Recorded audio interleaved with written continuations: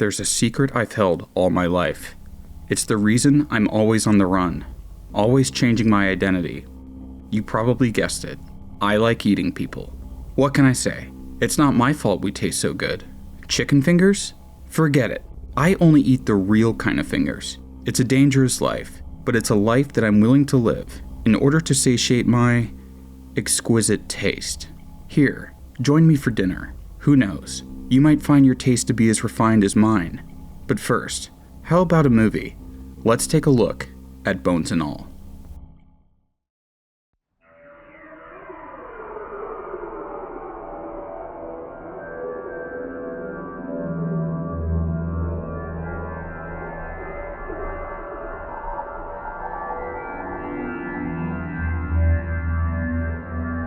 Bones and All might be one of the more underrated movies to release in 2022. It's a film about star-crossed lovers on the road, or perhaps on the run, who also happen to be cannibals. It's also part of Luca Guadagnino's turn from European art house cinema to art horror, or art genre filmmaking, along with his remake of Suspiria. In a year filled to the brim with horror films, from indie darlings like Barbarian and Terrifier 2, to the A24 fare like X and Pearl, legacy franchise entries like Scream and Halloween Ends, as well as populist hits like The Menu, Bones and All stood out to me as both one of the most transgressive of these films last year, and also one of the most subtle and tasteful. However, it wasn't that successful. Although it got mostly positive reviews from critics, it received mixed audience reviews, and more importantly, it didn't do well at the box office, not even making back its $16 million budget. I guess that means that the movie has the potential to be a cult classic in the future. But, no filmmaker wants their film to be a cult classic because that basically means their film was a box office bomb. It's essentially like saying, hey, the movie's good. Too bad it's a complete failure. Still, Bones and All is a good movie that more people should see.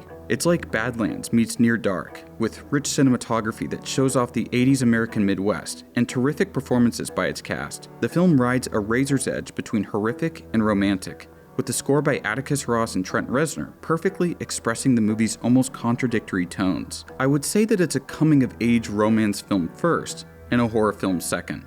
But the horror elements are shocking and provocative enough that, even though they are used sparingly in the movie, those images of violence and cannibalism are sure to stay with you. If you haven't seen the movie yet and this sounds like something up your alley, go check it out. I'm about to get into spoiler territory, so if you care about being spoiled and you've yet to watch the film, pause the video here and finish it later. First off, I want to say that Bones and All is a literally me film for both the boys and the girls. Not because of the cannibalism, but because of the larger issues it explores. But yeah, maybe it is because of the cannibalism though. People can be pretty tasty. If they weren't, I think the whole Donner Party situation might have turned out a little differently. Do movies like Bones and All make you want to do research into cannibalism, but you don't want the government, your school, your ISP, or, God forbid, your parents knowing what you're looking up? Well, that's what Atlas VPN is for. I want to thank Atlas VPN for sponsoring today's video. Atlas VPN is a virtual private network that encrypts your data and hides your location, protecting your data from the bad guys. Atlas VPN is also supported on iOS, Android, Mac, Linux, just about everything, so you can protect all your devices. And if you don't like it, there's a 30-day money-back guarantee. And right now, Atlas VPN is running a major discount. It means you can get it for just $1.83 a month plus 3 months extra. Time's running out, so get your deal by clicking the link in the video description below. I know that a lot of us use VPNs to watch movies online, as it allows us to change our geolocation and thus get a larger library out of sites like Netflix. Well, Atlas VPN has over 750 servers in a multitude of countries, so the possibilities for online content are as big as you can get. There is now a major discount on Atlas VPN, in which it only costs $1.83 a month. That is way less than a cup of coffee at Starbucks. So click the link in the video description below to take advantage of the offer. Think of all the awesome movies you're going to be able to watch. Thanks everyone for watching this ad, and thank you to Atlas VPN for sponsoring this video. The basic story of Bones and All is a familiar one.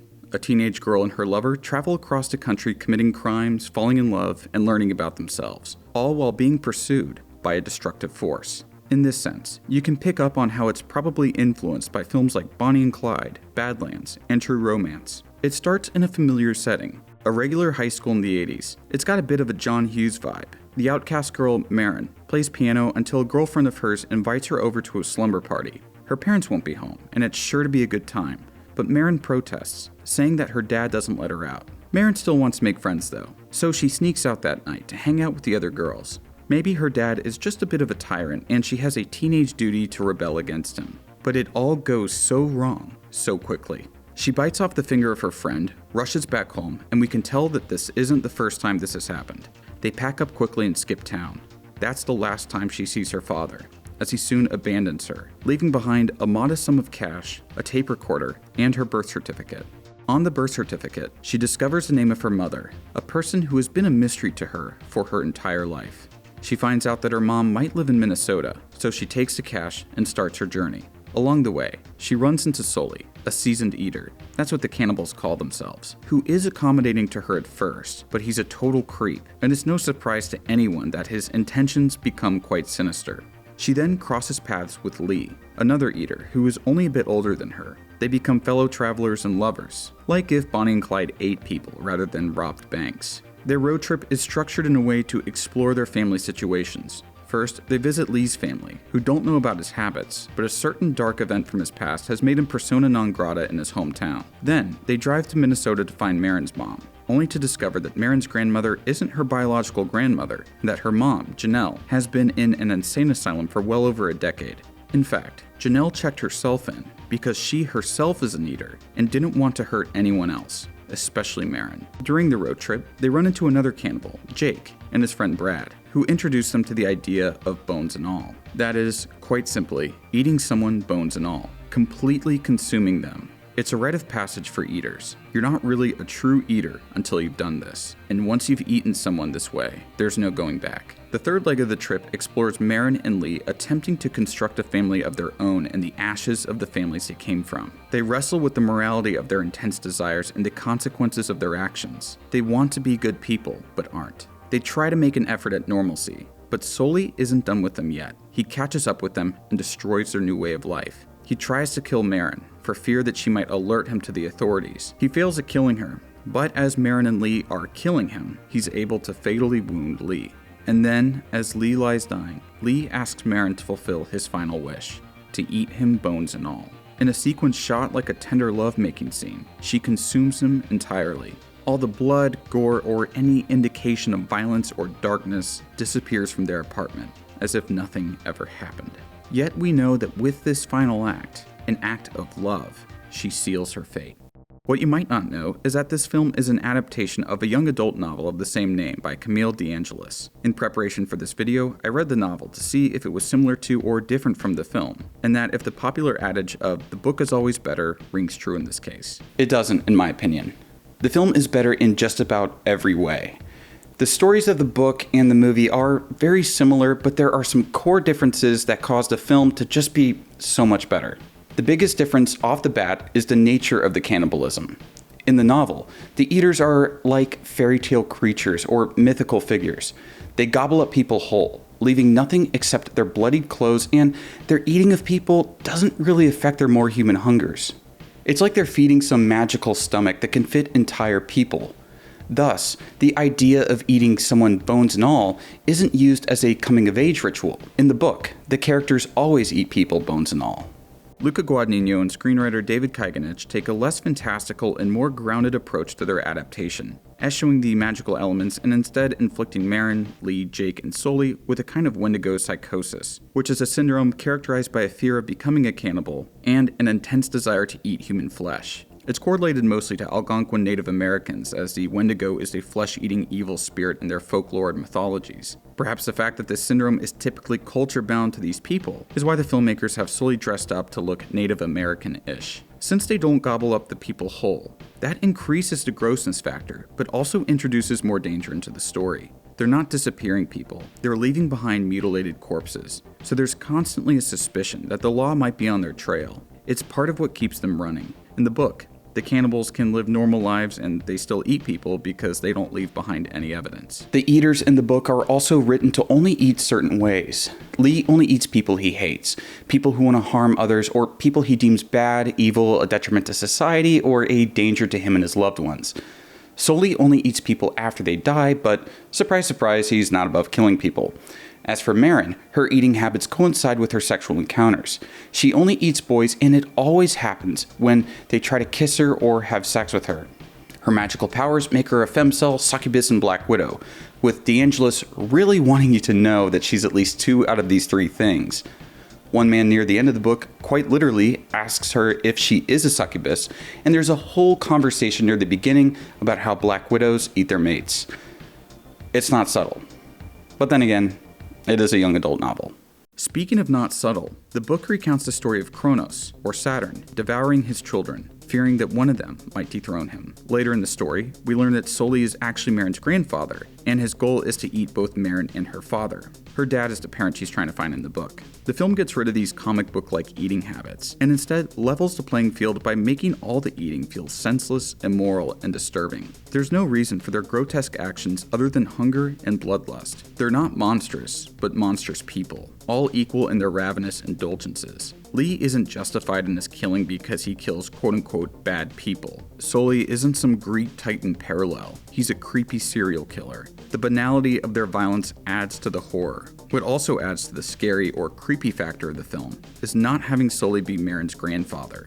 In the movie, it's not some dysfunctional family affair. It's a creepy old man who has weird sexual cravings towards a young woman. I think that resonates much more with the actual fears people have. I don't know any woman who is afraid of her grandfather trying to eat her, but I do know plenty of women who are afraid of creeps stalking them, and possibly doing way worse things to them. Stripping Marin of her role as a succubus also adds more emotional depth to the film, as it allows her relationship with Lee to really blossom. Where the book is cold, the film is warm, and that's encapsulated perfectly by how the different versions handle the ending. In the novel, Lee wants to sleep with Marin after he rescues her from Sully. There's been a whole will they won't they question going on for the entirety of the book, but Marin doesn't act on it because she kills everyone she kisses. This time is no different. They start making out and the demon or whatever inside her takes over. The chapter ends, and at the beginning of the next chapter, Lee's gone and she's not all that upset about it. It's fairly anticlimactic. Contrast that to the movie, where Sully stabs Lee in the heart and lung, mortally wounding him. Considering the film is a romance, it's fitting that he quite literally dies of a broken heart. Lee knows that it's over for him, and we also know that Sully ate his sister, who was the one person that gave Lee a reason to keep on living. In his last moments on Earth, he begs Marin to eat him, bones and all. It's framed as an act of all-consuming love. It's a merging of their bodies. He will always be with her. It's also at the point at which Marin comes of age, finally performing the eater's ceremonial rite, transforming her from someone who eats people every now and again to a true cannibal. There's a meaning to everything that happens, and it's a satisfying end to their relationship. I wanted to do a comparison between the two works just to highlight a few things. 1. A good book doesn't necessarily make a great movie, and a bad book doesn't make a good movie. Some of the best films are adaptations of mediocre novels. And 2, the book is not always better. Sometimes the book is better because the movie adaptation just kinda sucks. Look no further than The Rules of Attraction. Often though, the film and the book are just different because the media themselves are different. The book might be able to impart more information to you, and so while the movie might have to cut down on plot lines or characters, it can make up for that with visual and oral beauty, great performances, etc., etc. This film, however, is a clear-cut case of the movie just being better in every single way. My advice in this case is to stay away from the book, which is an airport novel for teenage girls. Just stick with the movie. Okay, now, let's dig a little bit deeper into the film. The film takes place in the 80s, which is important. The 80s were a time of a booming economy and a rapidly growing consumerist culture. It was also characterized by a nostalgia, or a rebirth of 1950s culture, as evidenced by the works of David Lynch and John Waters, as well as shows like Happy Days. But the teenagers in the 80s were not the same as the baby boomers in the 50s and 60s. The teens of the 80s were Gen X. If you subscribe to all the generational stuff, then you would know that Gen Xers are the cynical generation, or the first of the cynical generations. So even some of the 50s boomer nostalgia media was actually anti-nostalgia. Blue Velvet explored the dark underbelly of the ideal Midwestern 50s small town.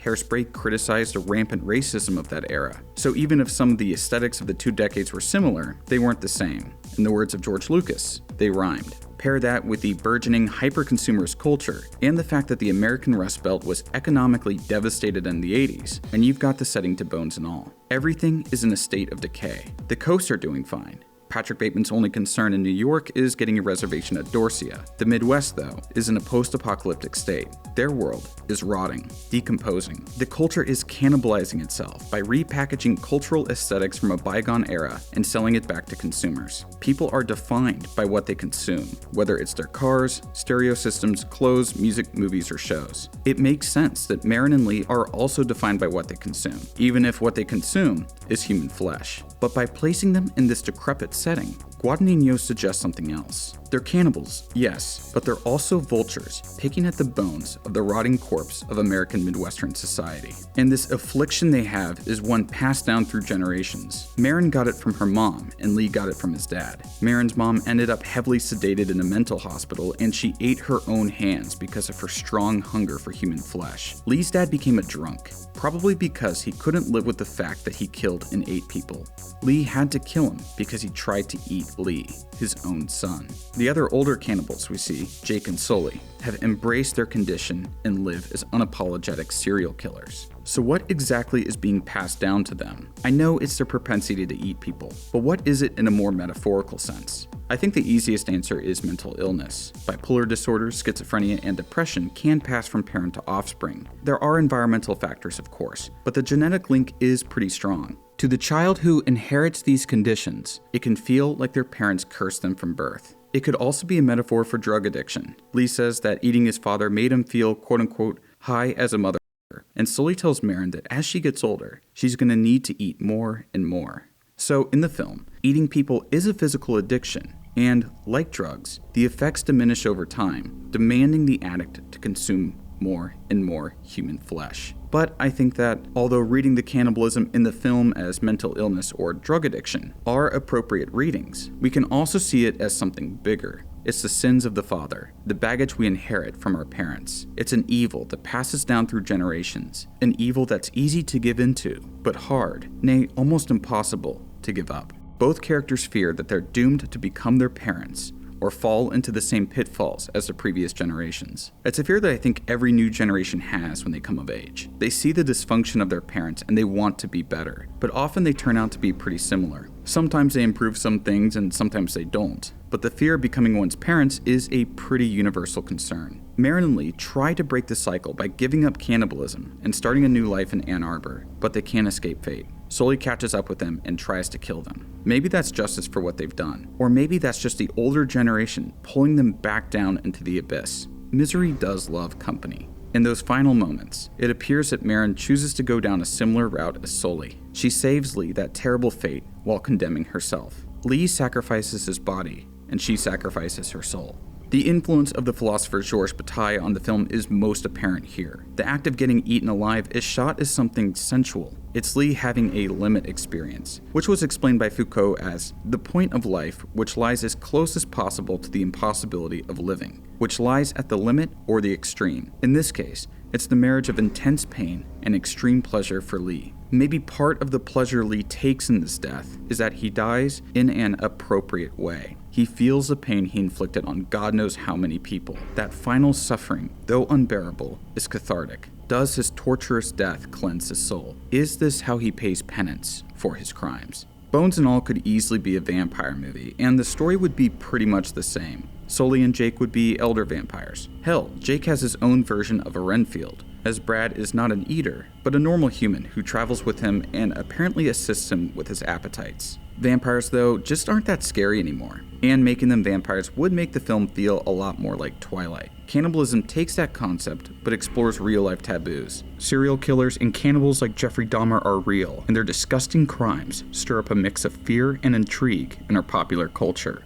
We can easily accept a vampire who sucks the blood out of a beautiful woman, but it's much harder to stomach someone who has an insatiable desire for a corpse. It also adds to the bleakness for the characters. In most vampire stories, the people choose to become vampires for one reason or another, damning themselves to hell in exchange for immortality. Not here. The characters are born damned, and they don't get any of the benefits. For their entire lives, they have this evil, this original sin that they have to wrestle with. Throughout the movie, Lee and Marin worry that they're bad people. They know that what they do is evil. They saw how they destroyed a family by eating a man who ended up being a husband and a father. They have a desire to just be good, but their desire to eat often supersedes it. Their actions haunt them in their dreams and their waking life. With each new kill, they gain a new nightmare.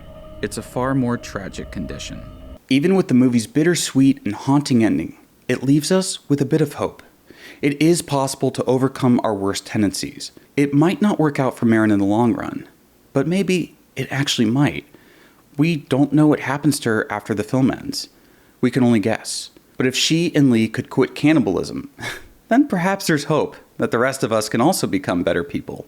I've been the Kino Corner, and I will see you all in the next video.